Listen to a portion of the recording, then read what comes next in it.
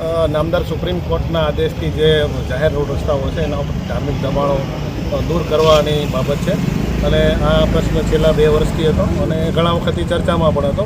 એટલે આગેવાનો સાથે વહીવટીતંત્રએ મિટિંગ કરેલી છે, એના અંદર બધાને સમજ આપેલી છે અને ડિમાર્કેશન કરેલું છે અને સ્વેચ્છાએ દરેક બંને સમાજના લોકોએ પોતપોતાનું દબાણ હટાવવાની રજૂઆત એમની પણ લાગણી હતી અને એ પ્રમાણે જે દબાણ હટાવવાનું એ લોકોએ ચાલુ પણ કરી દીધું છે. પણ બીજા જે ગેરસમજ ફેલાય છે કે ભાઈ અમુક આગેવાનો આવી ગયેલા અને અમુક આગેવાનો નથી આવ્યા, એ બાબતેની થોડી ગેરસમજ હતી.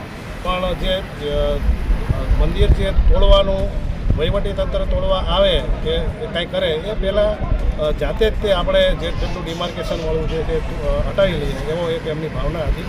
તો એના અનુસંધાન થોડી ગેરસમજ હતી, એ લોકોને આપણે સમજ આપી છે અને શાંતિપૂર્વક રીતે બધા વિચારાઈ ગયા છે અને હાલ અમારો બંદોબસ્ત ચાલુ છે અને બિલકુલ શાંતિપૂર્ણ રીતે આ કાર્યક્રમ પૂર્ણ થવાનો છે અને એમાં કોઈ વહીવટીતંત્રને કોઈ જગ્યાએ બુલડોઝર ફેરવવું પડે એવી પરિસ્થિતિ ઊભી નહીં થાય એ રીતનું આગેવાનો એમને બાંહેધરી આપી છે અને જાતે જ એ લોકો પોતપોતાની રીતે પોતાનું દબાણ હટાવી રહ્યા છે. તેમ છતાં પણ તકેદારીના ભાગરૂપે અમે બંદોબસ્ત રાખે. સર, કયા કયા મોડાસા પંથકના ધાર્મિક સ્થળો છે તેનું દબાણ દૂર કરવાનું? મોડાસામાં 3 દબાણો છે. એક તો આપણું આ રૂપડી હનુમાનજીનું મંદિર છે અને એક દરગાહ છે જ્યાં 2-3 ખબરો છે જે રસ્તા ઉપર છે અને એક આપણે માર્કેટિંગ યાર્ડની સામે છે અને એક દલીલપુરમાં હનુમાનજીનું મંદિર છે જે રોડની નજીક છે.